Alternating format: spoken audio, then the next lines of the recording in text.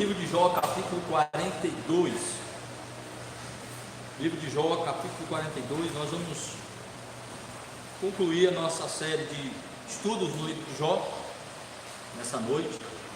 Vamos ler o capítulo 42, fazendo a conclusão desta narrativa, desta história que faz parte da revelação divina, da obra, da revelação relacionada à obra da redenção em Cristo, e nos traz um personagem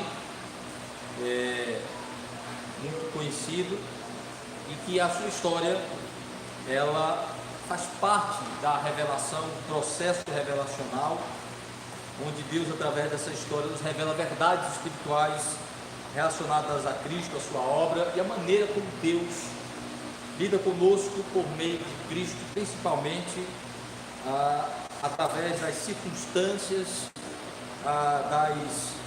das questões relacionadas ao sofrimento que vem para as nossas vidas, especialmente o sofrimento na vida de um justo, na vida de um crente, na vida de um servo de Deus.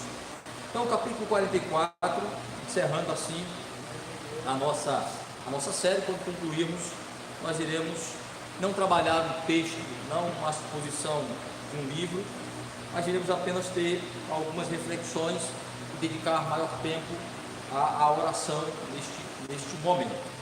Então nós vamos ler, eu os convido para lermos de maneira alternada, o capítulo 42, de 1 a 17. Vamos ler todo o capítulo. Jó 42, de 1 a 17. Leiamos. Então respondeu Jó ao Senhor: Sei que tudo podes, e nenhum dos teus planos pode ser frustrado. Quem é aquele, como disseste, que sem conhecimento encobre conselho?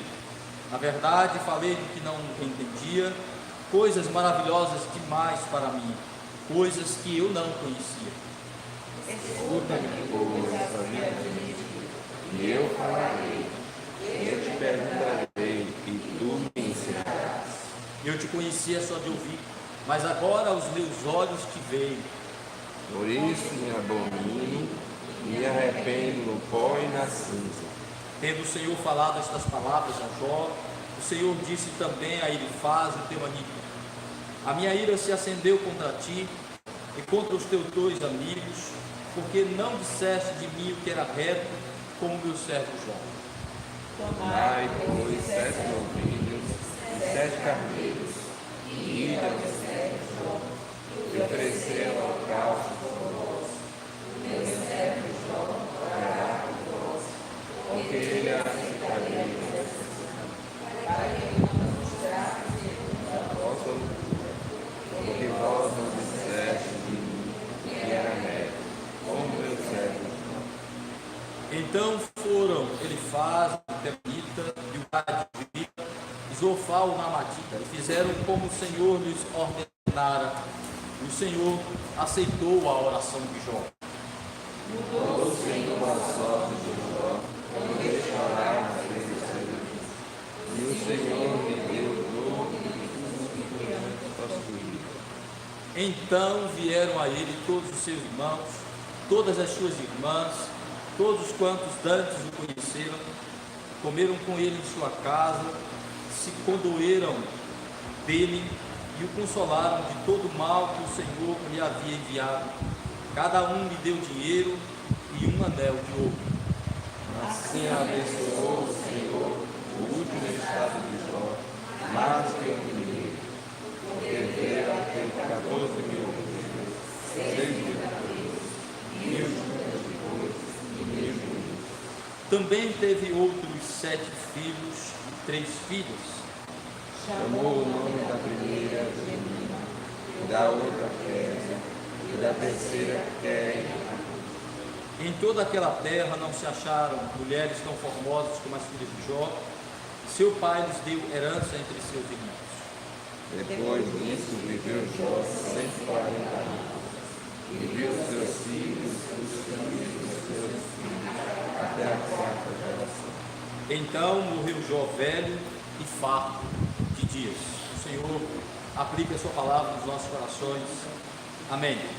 Meus irmãos, aqui o narrador conclui a história de Jó, uma história cheia de dilemas, de aflições, de elementos extraordinários, de revelações do plano espiritual por trás da história deste homem, de dilemas grandiosos, de sofrimentos pouco experimentados pelos homens, né? Grandes e profundos sofrimentos, grandes dilemas, debates, discussões.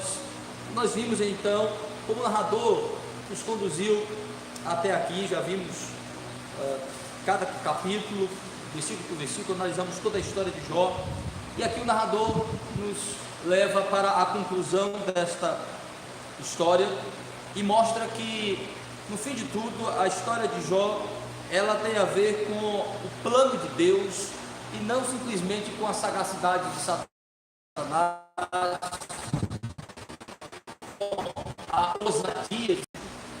A história termina exatamente mostrando que o personagem principal dessa história não é Jó, mas o próprio Deus, porque é Ele que a conduz até aqui para o cumprimento de seus propósitos na vida de Jó e transformar a história para a revelação e o conhecimento em relação a Jesus Cristo e coisas importantes relacionadas a Ele e a relação de Deus conosco através de Cristo. Então, o narrador conclui a história de Jó, trazendo para nós como se deu então a conclusão, para onde tudo isso nos levou, para onde a história de Jó nos levou. Então, a primeira coisa que ele vai nos apresentar é o propósito maior de Deus na história de Jó.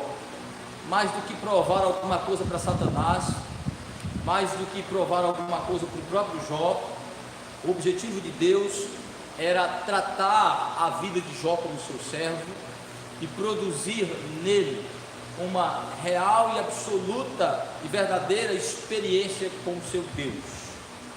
Testar e amadurecer, fortalecer, confirmar a sua fé.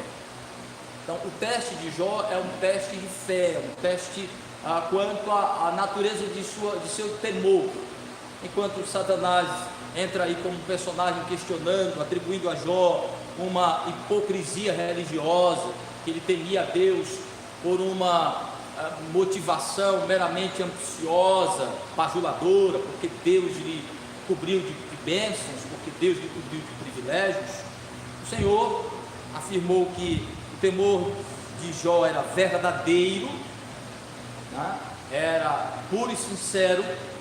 Ele era um homem verdadeiramente temente a Deus, por causa de Deus e pelo que o próprio Deus fez nele. E o objetivo de testar Jó, além de Satanás entrar como instrumento aí, a primeira coisa que a gente percebe é exatamente amadurecer Jó, provar esta fé e mostrar a sua veracidade, mas também mostrar a sua necessidade de amadurecimento. Nós já vimos isso ao longo da nosso estudo, da nossa meditação, como o objetivo, a gente percebe, o objetivo final de Deus é humilhar Jó, é produzir através do sofrimento uma humilhação que redundará em uma exaltação. Deus iria humilhá-lo, mostrando a sua pequenez, a sua necessidade de conhecer mais de Deus, mostrar que ele já conhecia, que ele era um homem temente a Deus, mas que havia uma necessidade de conhecer mais do Senhor. E o sofrimento foi este instrumento de Deus. Então a gente percebe isso nas próprias palavras de Jó.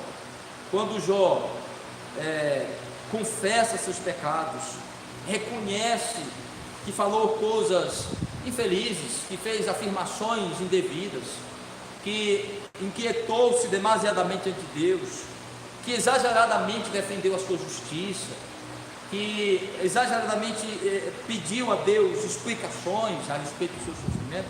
Ele reconhece que isso foi uma imaturidade e ignorância da sua parte, e quando ele faz isso, ele mostra qual era o objetivo final que Deus tinha no teste de Jó. Era humilhá-lo, para fortalecê-lo, para amadurecer a sua fé. E isso fica provado nas palavras de Jó. Depois de toda a confrontação de Deus, ele então se humilha diante do Senhor. Deus não dá as respostas que ele pedia, mas Deus o enche de afirmações de sua soberania, providência, de seu poder e da necessidade de Jó de se submeter humildemente a isso. E Jó reconhece, como ele diz do versículo 1 ao versículo 6, ele então faz a sua confissão, a sua humilhação, mostrando que era para aí que Deus queria levá-lo. Primeira coisa, humilhar Jó em um espírito de reconhecimento de dependência de Deus, de quem é Deus, da soberania de Deus. Veja então como ele faz isso. Então, qual é o fim do sofrimento de Jó? Sua humilhação. Primeira coisa, ser humilhado no seu reconhecimento de pequenez, de necessidade e de dependência de Deus, o que diz o texto, versículo 1 ao 6.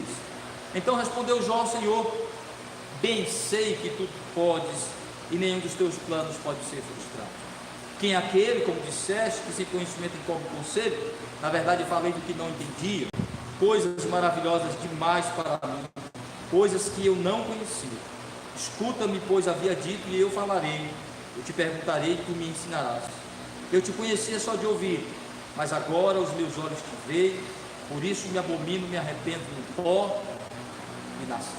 Então esta é a conclusão do sofrimento, do propósito para o qual Deus conduziu o sofrimento de Jó, para levar a este momento de reconhecer que ele não tem capacidade e nem autoridade, nem direito de questionar a Deus de qualquer coisa, e ele então reconhece sua prova de que Deus havia planejado aquilo para ele, Deus havia providenciado aquilo para ele. Então ele diz: eu sei que teus planos não podem ser impedidos. Então quem sou eu para questioná-los, para inquirir o Senhor? Falei do que eu não sabia. Bem disseste, quem é aquele que sem conhecimento, que de maneira ignorante encobre o conselho, encobre as informações que já tem, tenta descobrir aquilo que não está exposto, que não está dado a conhecer para ele? Quem é aquele que, em vez de ouvir e aceitar o que ouve, tenta questionar em cima do que não recebeu? Calvino falava uma coisa interessante sobre a revelação de Deus. Ele dizia assim, que nós não podemos ignorar tudo aquilo que a Bíblia revela para nós. Tudo que Deus diz na sua palavra deve ser afirmado, deve ser conhecido e crido por nós. Então, em tudo que Deus fala e diz, nós devemos também crer e falar. Mas naquilo que Deus silencia, nós também deveremos silenciar. Onde Deus se cala, a gente deveria também se calar. Mas onde Deus fala, nós deveríamos crer e reproduzir. Então, com outras palavras, é isso que Deus está dizendo para Jó. Quem é aquele que, em vez de ficar com o que sabe, em vez de se conformar com o conselho, encobre o conselho, querendo conhecer o que não lhe é dado a conhecer? Moisés fala uma coisa interessante em Deuteronômio. Ele diz assim: as coisas reveladas, as coisas encobertas pertencem a Deus, mas as reveladas pertencem a nós e aos nossos filhos, para praticarmos tudo aquilo quanto Deus revelou em sua lei. Então aquilo que faz parte do plano secreto de Deus tem que ficar lá, porque a Ele pertence. Nós não devemos inquirir a mente divina naquilo que Ele não quis expor da sua mente para nós. Pertence a sua posição exclusiva de Deus e governante.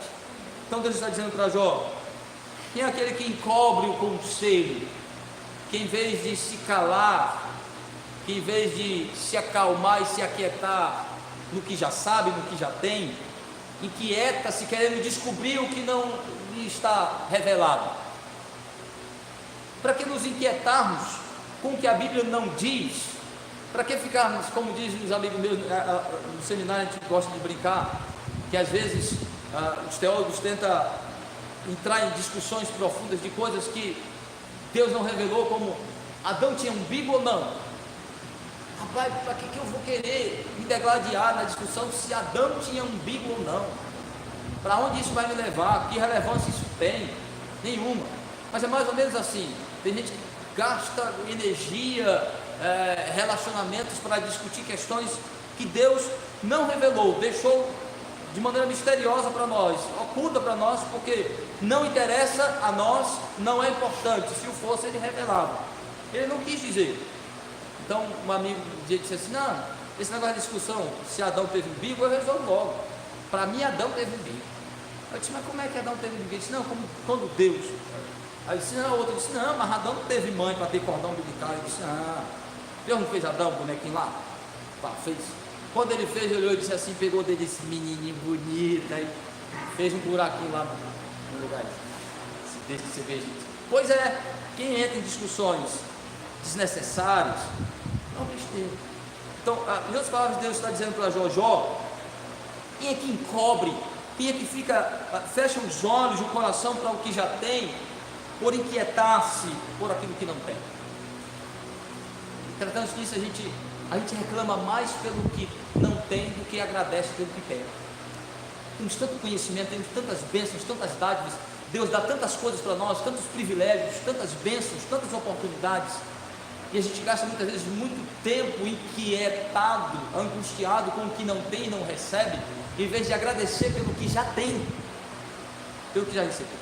Então Jó disse: Senhor, bem disseste, quem é aquele que encobre conselho, quem é aquele que não se porta corretamente para ouvir o conselho, encobre ele, fazendo questionamentos, perguntando do que não sabe, e o que não tem, não está ao seu alcance saber. Pois eu fazia isso na minha ignorância, na minha inquietação, na minha pequenez, na minha infantilidade. Ele diz: por isso, como disseste, fala que eu vou te escutar. Eu quero aprender de ti, quero que tu me digas, quero que tu me ensines. Então ele diz: agora eu te conheço mesmo. Não porque Deus, é mais interessante, porque Jó também vai aprender com isso, que além de não dever inquirir, de não ser correto inquirir a Deus daquilo que nós não sabemos, devemos, acima de tudo, ter a motivação correta no que se busca. Então diz assim: eu queria muito respostas para o meu sofrimento, mas eu percebi que o que de fato eu precisava era conhecer mais a respeito de Deus, da sua soberania. O que conforta Jó não é informações sobre sua vida, é informações sobre Deus. É aí onde está o nosso engano.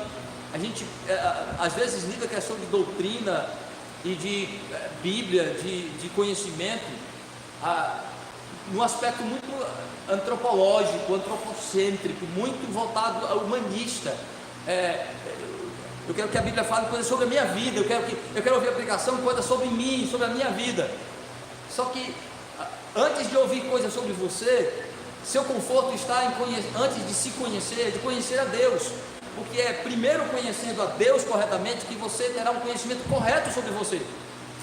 Qualquer conhecimento sobre você sem a referência de um conhecimento correto sobre Deus é um conhecimento deturpado, deformado, sem referência absoluta.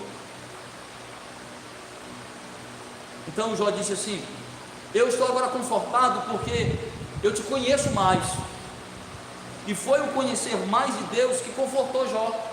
Não foi conhecer mais de sua situação, não foi conhecer mais de sua história, não foi conhecer mais do plano de Deus para ele, mas conhecer de Deus, de seu poder, de sua soberania, de sua grandeza, de seu governo absoluto, e como ele construiu coisas extraordinárias, variadas, complexas e harmoniosas, e sustenta isso de uma maneira complexa, absoluta e abismal para nós, porque é o que Deus quer produzir em Jó, um espanto a respeito de sua grandeza, de seu governo. Então ele diz: eu estou te escutando e percebi como é gratificante para mim agora te conhecer. Realmente, não uma questão não de experiência mística, mas de conhecimento revelacional, de Deus falando dele, de Deus informando sobre ele. E aí eu quero fazer aqui uma crítica, uma exortação importante para nós, ouvintes da palavra de Deus. Nós vivemos em uma sociedade, em meio evangélico, que nós somos ensinados, nós somos muito estimulados a um pensamento cristão muito pragmático. A gente só se interessa com aquilo que é funcional, prático, experimental, imediatista, aquilo que me dá algum resultado imediato. A gente não gosta de coisas muito abstratas, a gente não gosta de coisas teóricas. Tratando-se de fé, de doutrina, de questões religiosas, a gente é estimulado a ser muito prático. Então, por exemplo, a gente pensa muito assim: um sermão é bom quando ele termina dizendo o que eu tenho que fazer, ou como transformar aquilo em uma experiência prática. Mas, meus irmãos, isso aí é um perigo, porque muitas vezes a pregação vai levar você não para o que você tem que fazer, mas simplesmente para o que você tem que crer. Simplesmente creia nesta verdade, nesta doutrina, creia neste ensinamento, creia nesta grandeza. Por exemplo, falando sobre a soberania de Deus, quando eu concluir a respeito da soberania de Deus, eu vou terminar falando não sobre o que você tem que fazer, mas sobre o que você tem que acreditar e confiar a respeito da soberania do que Deus faz. Esse é o problema muitas vezes do evangelho que nós estamos vivendo, um evangelho muito pragmático e de alguma forma um tipo de evangelho que leva as pessoas a uma mistura de fé e obras, mais obras do que fé verdadeira, fora do que a palavra de Deus diz, quando na realidade a primeira coisa é uma fé que gera uma obra producente dela, não uma mistura de fé e obras. Não é assim, fé mais obras, mas é fé que se traduz em obras, mais ou menos assim, porque as pessoas pensam que é acreditar e fazer alguma coisa em cooperação. Não, o fazer é manifestação da fé, não é fazer alguma coisa para ser salvo, é a obra que evidencia fé, não é a obra que produz fé, não é a obra que ajuda a fé. E tem se pregado um tipo de evangelho assim, de sinergia, de cooperação, de um pragmatismo, que você é levado a praticar algo em cooperação à fé. As obras não é uma cooperação da fé, as obras é o resultado da fé, é a fé em ação, é a fé em atividade. Então com isso muitas vezes nos é ensinado, quando se fala muitas vezes em questões só de instrução para se entender e acreditar, sem ter algo para fazer, a pessoa diz assim: esse pastor não é prático, né? não aplica a vida da gente, dizendo que você tem que acreditar. Qual é a base de sua fé?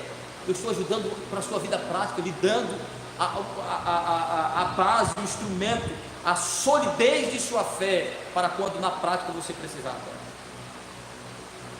Muitas vezes não é sobre o que eu tenho que fazer, é sobre o que eu tenho que acreditar, sobre o que Deus fez e faz por mim.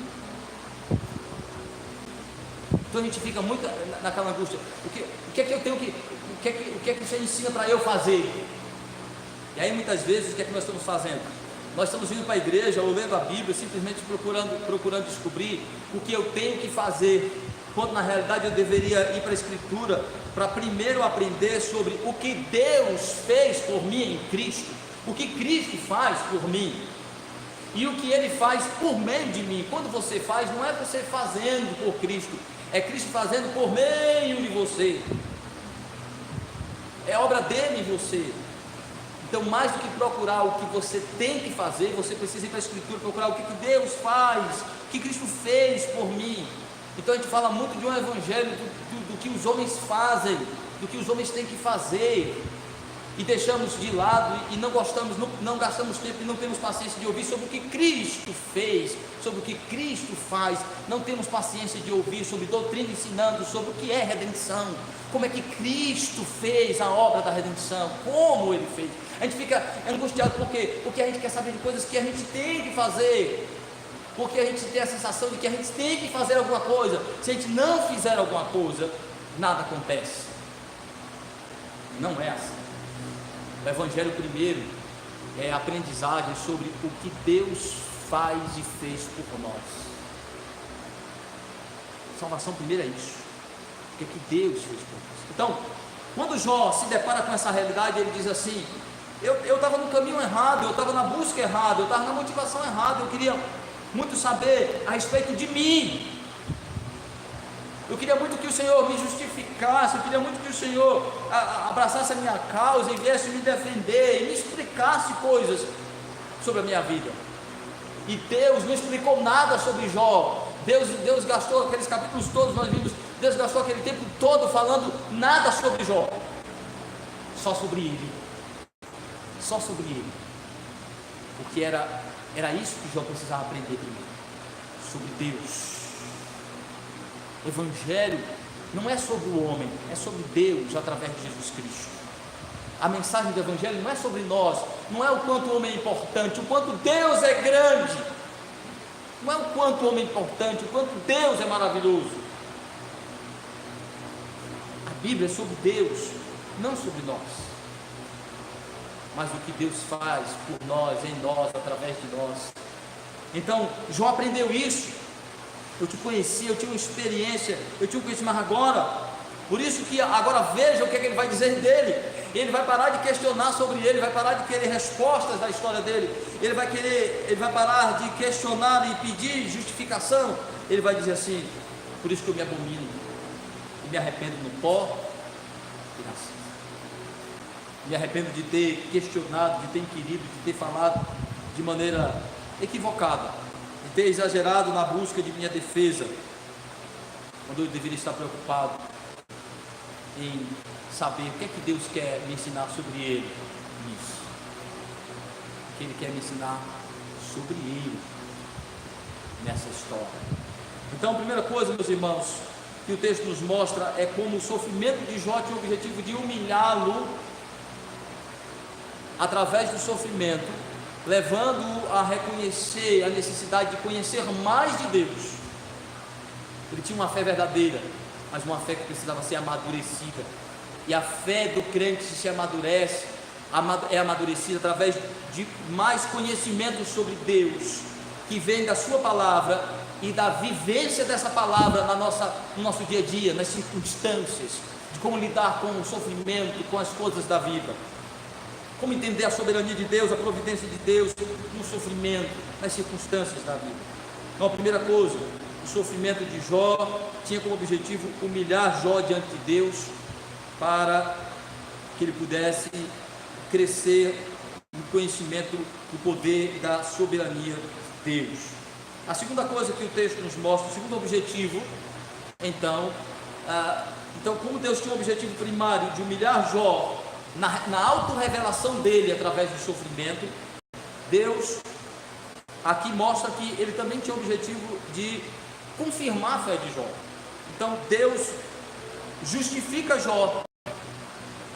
Não é a primeira coisa que ele faz, mas ele faz isso.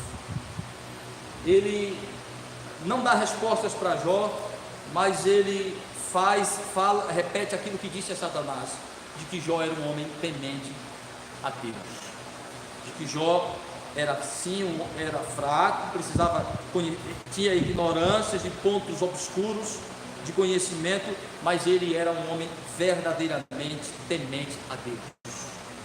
Era um homem justo. Por quê?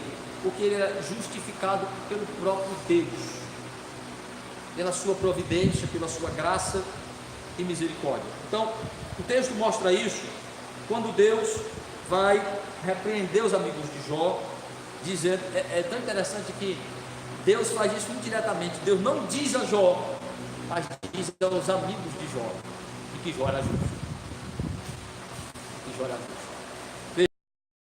Versículo 7 ao 9. Tendo o Senhor falado estas palavras a Jó, o Senhor disse também a Elifaz, o temanita: a minha ira se acendeu contra ti e contra os teus 2 amigos, porque não disseste de mim que era reto como meu servo Jó. Tomai, pois, 7 novilhos, 7 carneiros, e ide ao meu servo Jó, e oferecei holocaustos por vós, que vós não disseste de mim que era reto como meu servo Jó. Então foram Elifaz de Temanita, Bildade o Suíta, Zofar o Naamatita, fizeram como o Senhor lhes ordenara, e o Senhor aceitou a oração de Jó. Depois de conduzir Jó à humilhação, ao reconhecimento de sua pequenez e da grandeza de Deus, esse era o objetivo maior, Deus então justifica Jó, dizendo para os seus amigos. Primeiro, ele se refere a Elifaz como líder deles. Vimos que Elifaz foi quem primeiro lançou a teoria, a ideia de que Jó sofria porque ele era ímpio, porque ele era hipócrita, era falso. Deus estava punindo ele por desobediência, por rebeldia, e é disso que Deus está dizendo. Deus, não acredito que Deus esteja dizendo que tudo que ele faz e seus amigos disseram sobre Deus estava errado. Não, mas aqui está em avaliação a tese do propósito e do porquê do sofrimento de Jó. Então, o que Deus está dizendo é, a teoria desses amigos de que Deus havia se tornado inimigo de Jó, porque Jó era um ímpio, não corresponde à realidade. De que Deus estava tratando Jó como um inimigo, porque Jó era um pecador impenitente, um hipócrita, um religioso falso, não é a realidade. Deus não está, pelo contrário, Deus não trouxe sofrimento para a vida de Jó porque Jó era um ímpio. Deus trouxe sofrimento de Jó porque Jó era amigo de Deus, porque Jó era temente a Deus, porque Jó era um servo do Senhor. O sofrimento era para testar um amigo e não um inimigo, para testar um servo e não um rebelde, para testar um crente, não um ímpio. Então Deus diz: vocês disseram o que era errado, a afirmação de vocês está totalmente equivocada quanto à minha relação com o meu servo Jó. Então toma Elifaz como representante desses amigos, deixa de alguma forma Eliú de lado, entendendo aquilo que nós já dissemos, entendendo de alguma forma que a tese de Eliú se aproxima mais à realidade, como nós já vimos, né? De que o sofrimento de Jó tinha a ver com o teste de Deus, com o propósito de humilhação, né? E ele vai dizer: Jó disse de mim coisas mais corretas do que vocês. Isso significa que tudo que Jó disse também estava correto. Jó fez algumas afirmações equivocadas, que nós já vimos aqui, inclusive Eliú o repreendeu, e o próprio Deus, de alguma forma, questionou algumas afirmações de Jó, principalmente em sua defesa de justiça. Mas Deus está dizendo que naquilo que Jó considerou quanto a maneira de Deus estar tratando, Deus de alguma forma, de maneira injustificada, sem se saber, havia virado as costas, havia abandonado, havia deixado que ele sofresse, havia exposto ele a este grandioso sofrimento.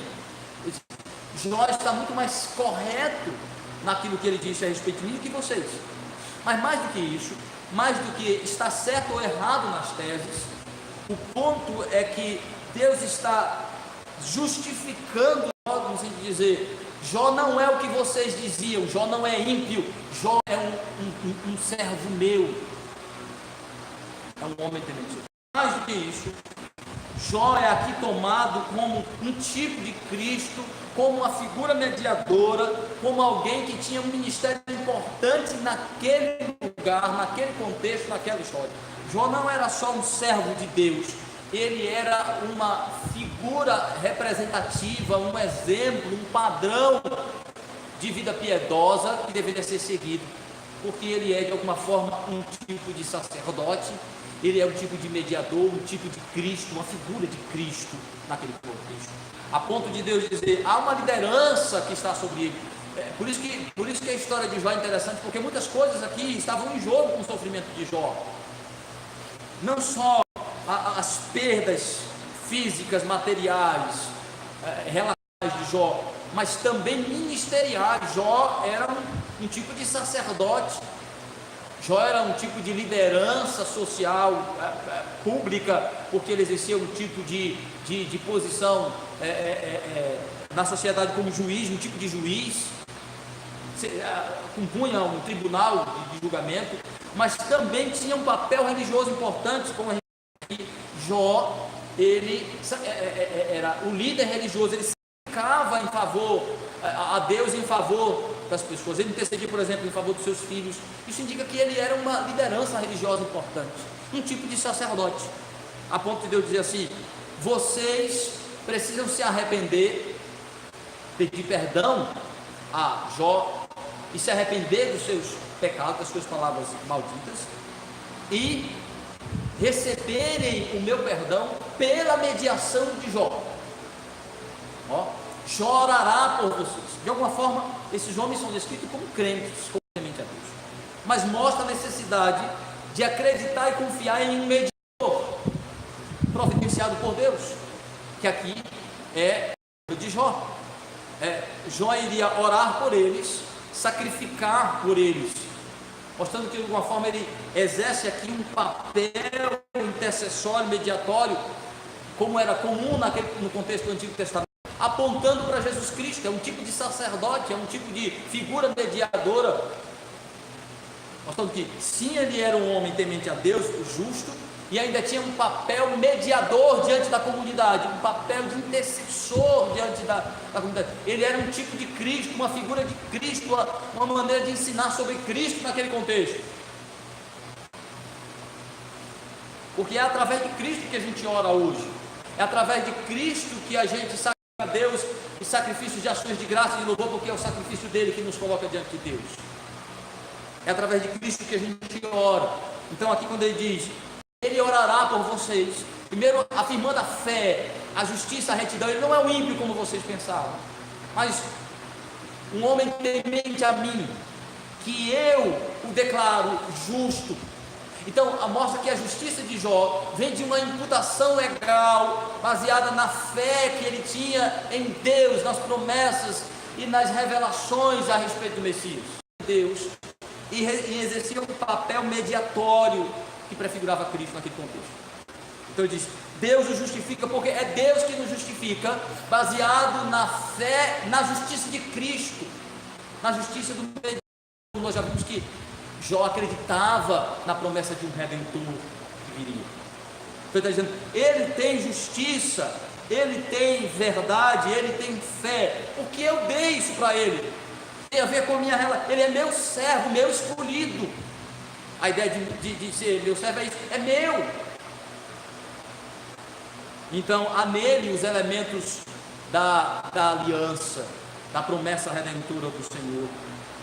Então Deus está justificando Jó, dizendo que Jó é servo, é crente, é alguém que tem a justiça do Redentor nele, e que suas orações e seus sacrifícios têm a ver com a sua confiança na providência de Deus e na aceitação de Deus por meio do Redentor, do mediador, Jesus Cristo. Então ele sacrificará por vocês. Então Deus está justificando, de outras palavras, dizendo assim: ele é crente, ele é temente a mim.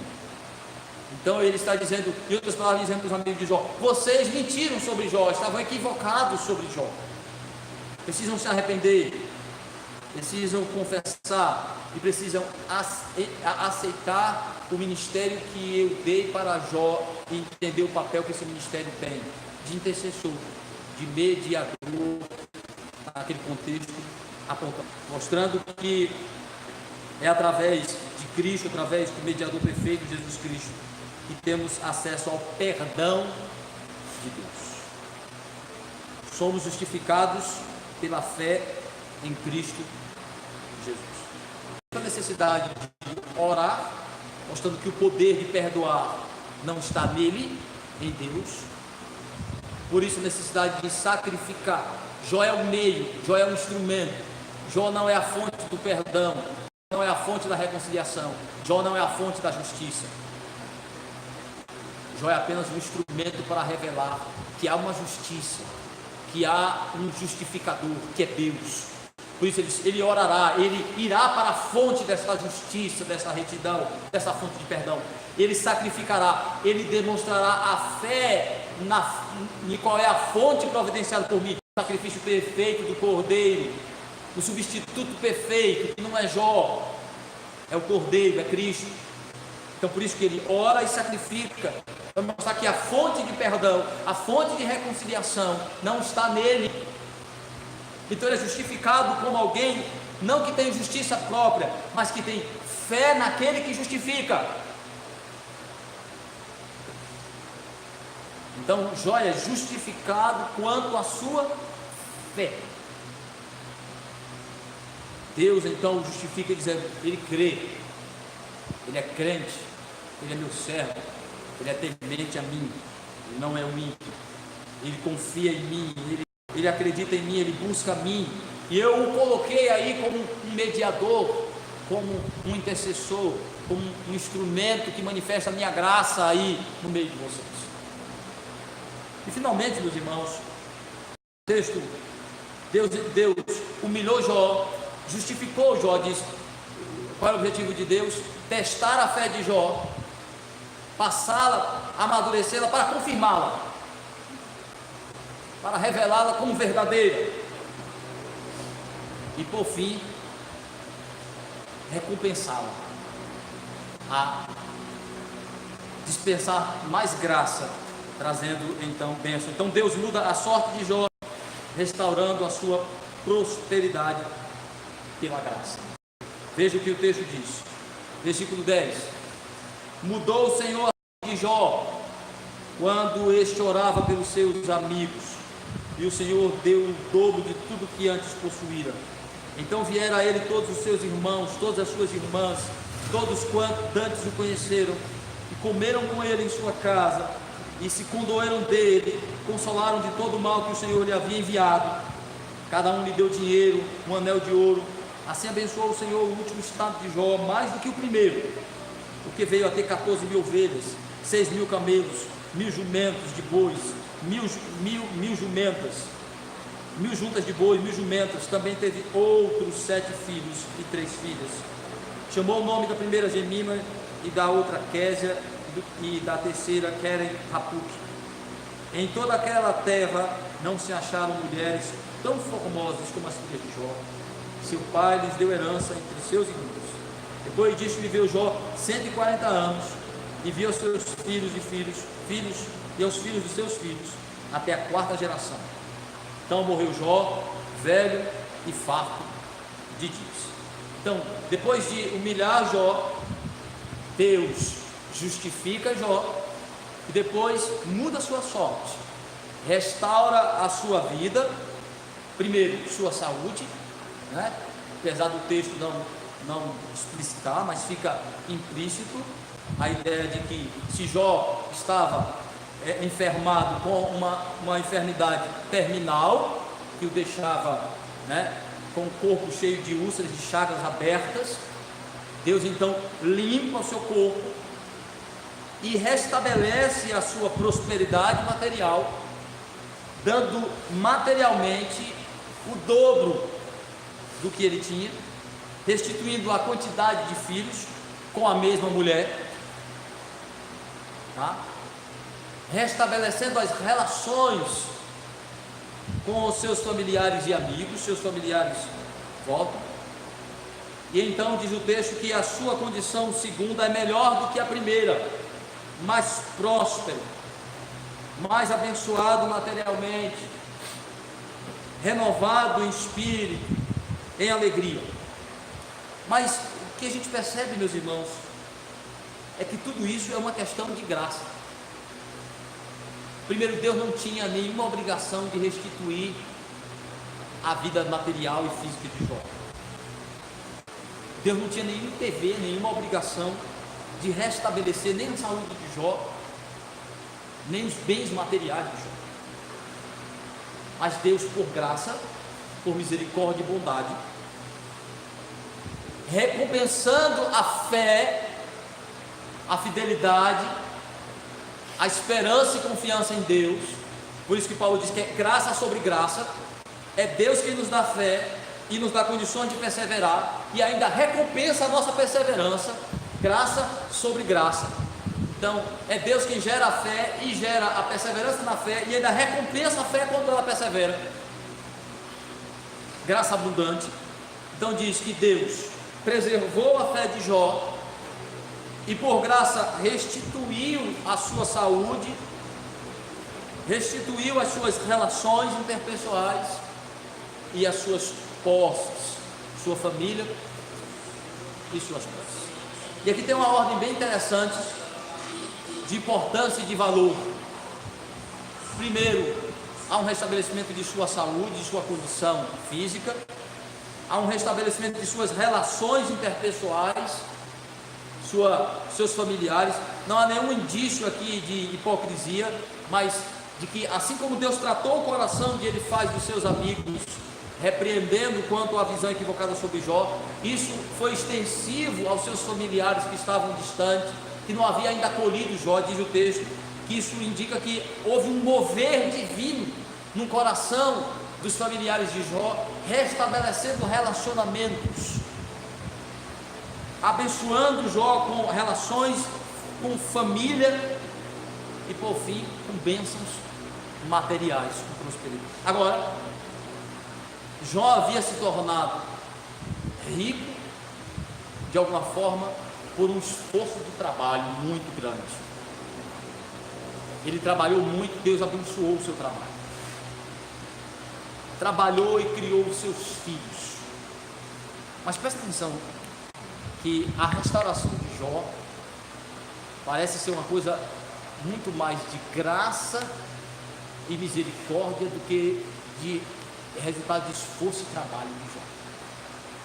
Deus move o coração dos familiares e as pessoas, como forma de expressão de arrependimento, e assim: Jó, toma aqui um bracelete de ouro, toma aqui um punhado de animal. E Jó começou a receber um monte de coisa, e diz o texto que ele passou a ter mais posses do que anos, para mostrar, meus irmãos, de alguma forma, que quando Deus quer nos fazer prosperar, muitas vezes não depende necessariamente de nos usar como instrumento. Ele faz a parte de nós, a parte de nosso esforço. É graça. Mas isso também é um indicador de algo mais superior, de que aquilo que vamos receber finalmente de verdadeira prosperidade não é resultado do nosso esforço, mas do esforço de alguém por nós. É graça. Finalmente vamos adentrar em uma prosperidade de vida, de saúde, de qualidade de vida, e um corpo que não morre mais e não se fere, não fica doente. Vamos estar em uma família que não mais briga, que tem a idade de Jó aponta para o fato de que finalmente a bênção de Deus é uma bênção de duração eterna. Quando Deus terminar a obra em nossas vidas, nós experimentaremos uma bênção eterna, verdadeira prosperidade. E aí, meus irmãos, quando a gente olha para a história de Jó, Tiago é quem melhor traduz aquilo que tentamos traduzir na interpretação de toda a história, de toda a narrativa.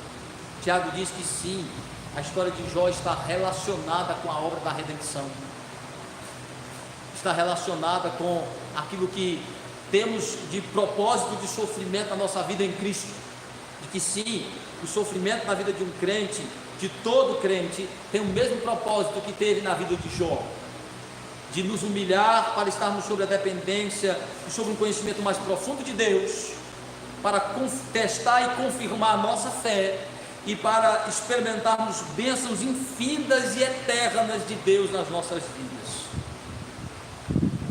Veja o que Tiago diz sobre a história de Jó, Tiago capítulo 1. Primeiro ele vai dizer: sim, o sofrimento na vida de todo crente tem como objetivo humilhá-lo para testar e fortalecer a sua fé, mas para finalmente prepará-lo para as bênçãos eternas em Cristo Jesus. Veja Tiago capítulo 1, versículo 2 a 4 e versículo 12. Meus irmãos, tende por motivo de toda alegria o passardes por várias provações, sabendo que a aprovação da vossa fé, uma vez confirmada, produz perseverança. Ora, a perseverança deve ter ação completa, para que sejamos perfeitos, íntegros, em nada deficientes. Versículo 12. Bem-aventurado o homem que suporta com perseverança a provação, porque depois de ter sido aprovado, receberá a coroa da vida, a qual o Senhor prometeu aos que o amam. Tiago diz: se olhe para o sofrimento, todo sofrimento da vida de um crente tem como objetivo provar a fé e aprová-la e fortalecê-la, e tornar o crente perfeito, aprovado, preparado, habilitado para estar preparado para receber as bênçãos finais do Senhor, para que com perseverança chegar a receber a coroa da vida eterna. Aí ele vai dizer: porque assim foi a história de Jó, e assim é a história de todos os crentes. Veja capítulo 5, versículos de 7 a 11. Diz o texto: sede, pois, irmãos, pacientes até a vinda do Senhor. Eis que o lavrador aguarda com paciência o precioso fruto da terra, até receber as primeiras e as últimas chuvas. Sede vós também pacientes e fortalecei o vosso coração, pois a vinda do Senhor está próxima. Irmãos, não vos queixeis uns dos outros, para não serdes julgados, eis que o juiz está à porta. Irmãos, tomais por modelo de sofrimento a paciência dos profetas, os quais falaram em nome do Senhor. Eis que temos por felizes os que perseveravam firmes. Tende ouvido a paciência de Jó, e vistes que fim o Senhor lhe deu, porque o Senhor é cheio de terna misericórdia e compassivo. Então ele fala de suporte, e ele está falando de crentes que estavam passando por sofrimentos, perseguições, por injustiças. E ele diz assim: suporte tudo isso, esperando a revelação final de Cristo, quando naquele dia Ele nos abençoará, Ele confirmará a nossa vida com a sua bênção eterna e final.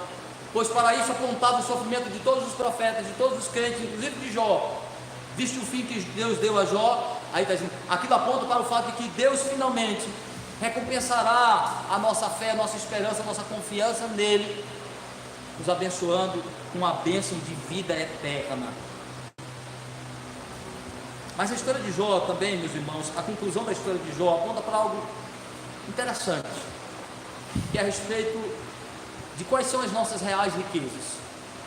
Primeiro, a nossa verdadeira riqueza é Deus. Por isso que a primeira coisa que Deus quer é produzir um conhecimento a mais dele. O sofrimento visa mostrar que Deus pode tirar tudo de nós, e deixando a relação com Ele, ensina que é tudo que temos, e é tudo mesmo, e nos completa. A maior riqueza da vida de um crente é Deus, é a sua fé em Cristo. E muitas vezes Deus tira coisas para nos fazer lembrar disso. Essa é a humilhação mais importante no sofrimento, que às vezes Deus tira nossa saúde, às vezes Deus tira nossos parentes, às vezes Deus tira nossos bens, às vezes Deus tira nossa paz, para nos lembrar que a coisa mais importante da nossa vida é Ele. Ele é a nossa maior riqueza. Então o objetivo de todo o nosso sofrimento, primeiro, é nos fazer lembrar que Deus é a nossa maior riqueza. Depois de Deus, as pessoas, as relações. Então a primeira coisa que Deus faz é restabelecer a relação dele com Jó, de fortalecer Jó, de dizer: Jó, eu estou contigo e você agora me conhece mais. Então ele fortaleceu a fé de Jó. Uma primeira coisa, Deus tratou a relação dele com Jó. Segundo, tratou a relação de Jó com os seus parentes, restabeleceu a relação com a sua esposa, lhe dando mais filhos, aproximando os seus parentes, restabelecendo as relações, porque depois da relação com Deus, a relação com as pessoas é uma coisa importante. É uma grande riqueza ter pessoas, ter famílias, ter pessoas do nosso lado. E por fim, a saúde e os bens materiais. Olha, a escala, isso está nessa ordem na vida de Jó. Primeiro Deus, depois as pessoas, depois os seus bens. Os bens materiais e com as coisas, ao entender a importância real da família e a importância de Deus acima e mais importante. Então, meus irmãos, A história de Jó também para nos lembrar que finalmente nossa riqueza maior é Deus. Que abaixo de Deus e depois de Deus, as pessoas que Deus coloca em nossa vida são importantes. Depois das coisas. Se nós invertermos esta ordem, nós estaremos praticando um tipo de idolatria. E quando o crente faz isso, Deus corrige ele, às vezes com sofrimento e com perdas. Mas a história de Jó aponta para Cristo, mostrando que em Cristo somos humilhados e exaltados. Somos lembrados todo dia qual é o propósito maior do sofrimento da nossa vida: conhecer mais de Cristo e saber que nele somos justificados e abençoados para sempre.